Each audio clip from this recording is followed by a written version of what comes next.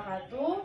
Kami dari kelompok 6 yang beranggotakan 4 orang dan saya sendiri bernama Mary Susanti dan rekan-rekan saya Nadia Islami, Nadia Purnamasari, Nabila Amir, yaitu tentang berjudul tujuan, manfaat, dan masalah yang dapat dikaji melalui PTK. Yang pertama itu sendiri akan saya jelaskan, yaitu tentang tujuan PTK.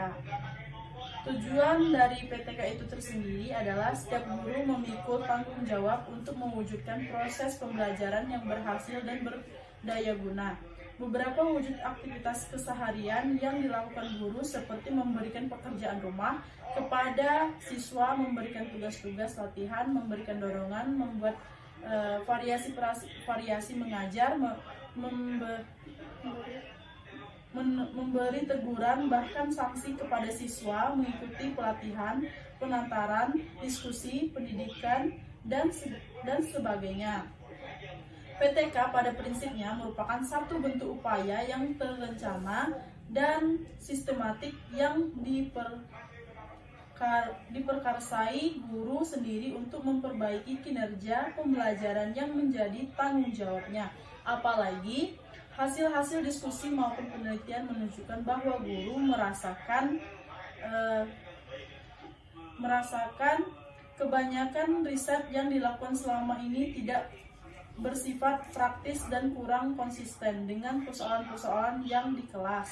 Peningkatan kualitas pembelajaran di kelas merupakan tujuan utama dari pelaksanaan penelitian. Tindakan kelas bila mana semua komponen yang terlibat dalam kegiatan pembelajaran di kelas dapat didorong secara optimal sehingga pada akhirnya siswa dapat mencapai perubahan kemampuan dengan baik, maka sekolah tersebut akan mampu mewujudkan kinerja yang diharapkan.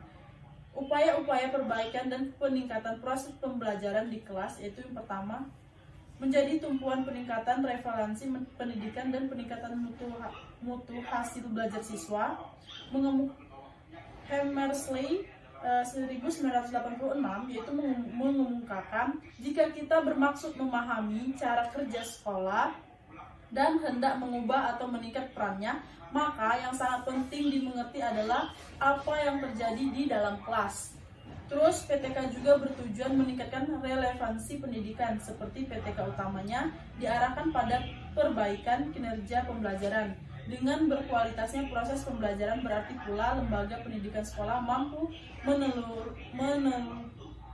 menelurusi siswa-siswa yang berkualitas. Secara keseluruhan, PTK bertujuan untuk meningkatkan mutu pendidikan, perbaikan, dan peningkatan praktik pembelajaran di atas merupakan tujuan antara, sedangkan tujuan akhirnya adalah peningkatan mutu hasil dari pendidikan.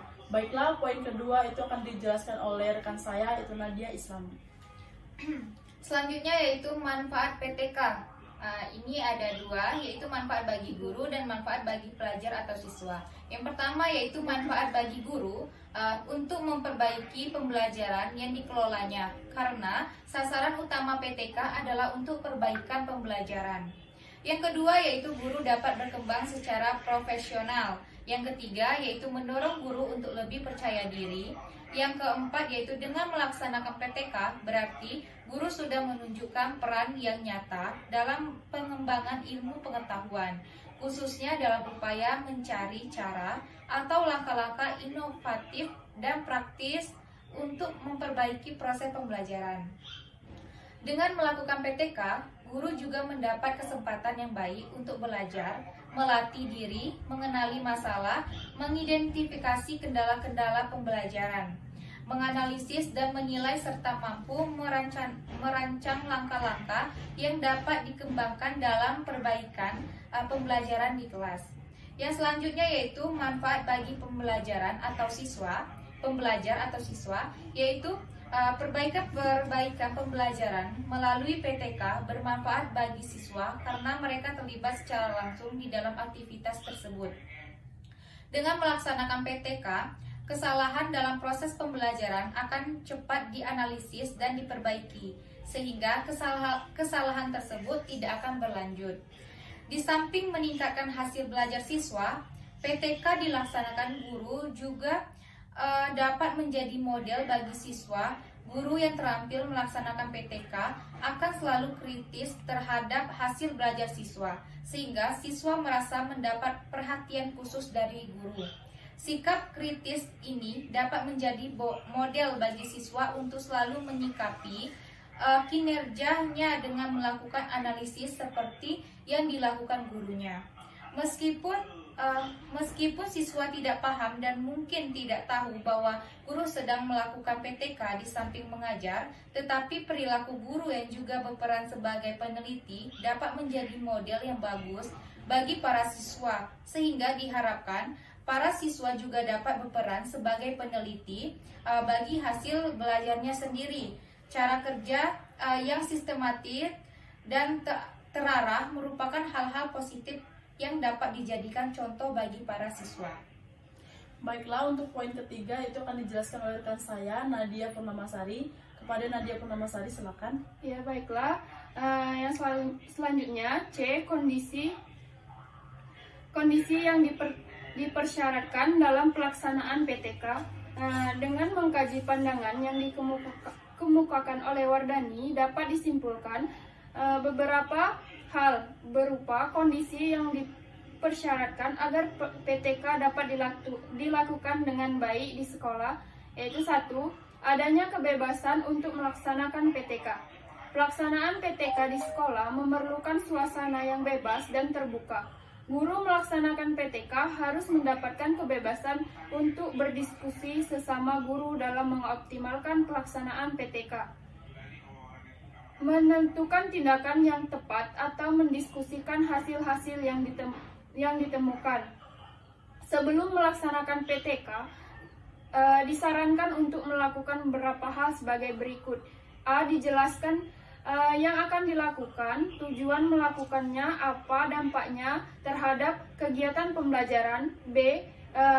Berikan kesempatan kepada teman-teman guru untuk memberikan tanggapan, pendapat, atau saran-saran terhadap kegiatan PTK yang dilakukan.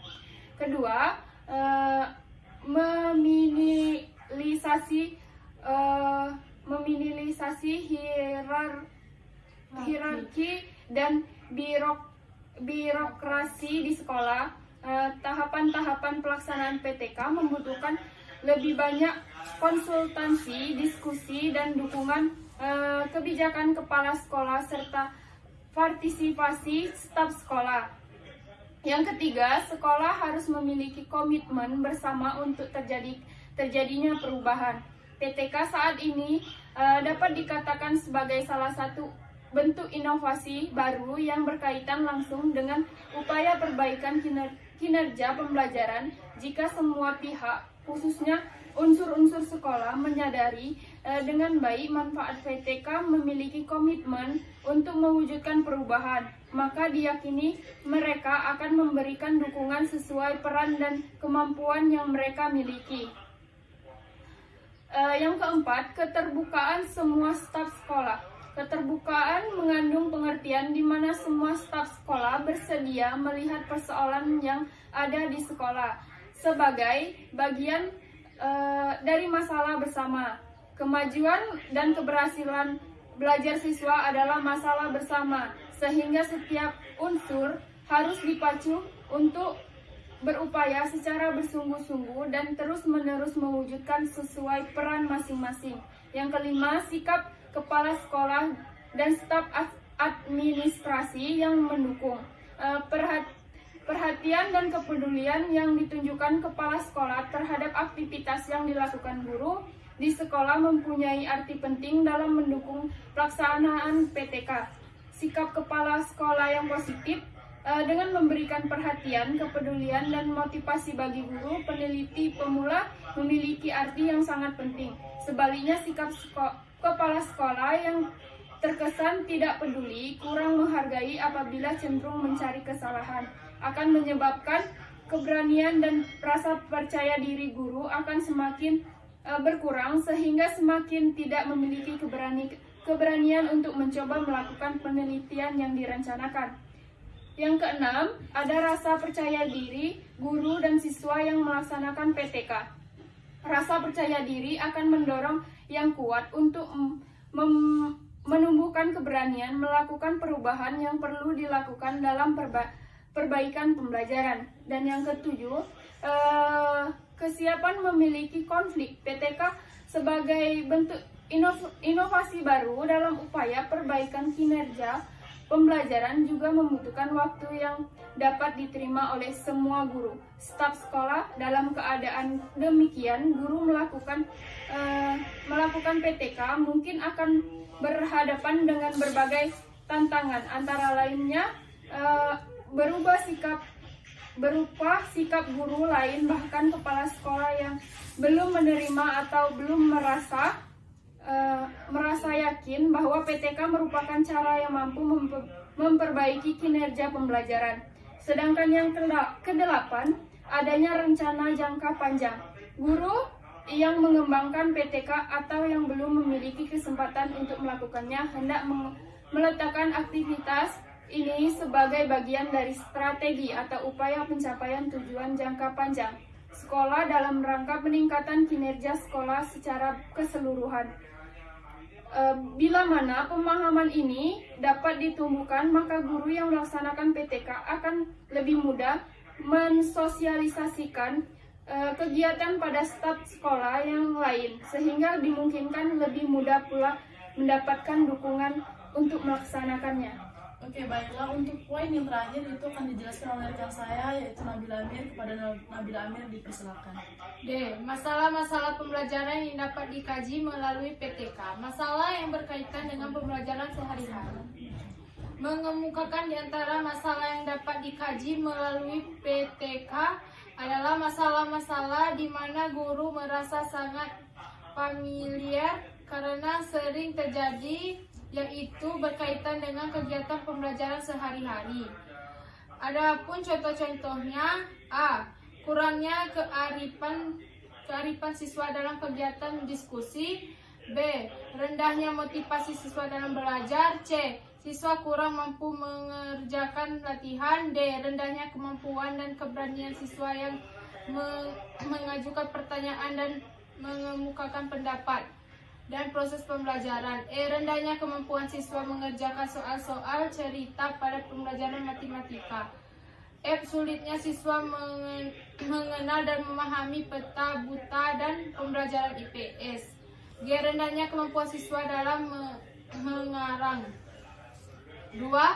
Cakupan misalnya tidak terlalu luas dan tidak terlalu cangkapan misalnya tidak terlalu luas dan tidak terlalu sempit. PTK tidak diarahkan untuk mengaji masalah-masalah yang cakupannya terlalu luas sehingga di luar kemampuan guru untuk merancang dan melaksanakan tindakan guna perbaikan dan yang diharapkan. Ada 3. Sesuai kemampuan guru. Dalam sebuah tulisan yang dimuat pada pelangi pendidikan dikemukakan beberapa ilustrasi. Jika Anda yakin bahwa ketiadaan buku yang menyebabkan siswa sukar membaca kembali materi pembelajaran dan mengerjakan PR di rumah. 4. Masalah yang strategis. Ukuran strategis dapat dinilai apakah tindakan perbaikan yang dilakukan itu memang prinsip dan berkontribusi bagi sebagian besar siswa dan dalam kerangka perbaikan pembelajaran. 5. Masalah yang membutuhkan penanganan yang relatif secara segera.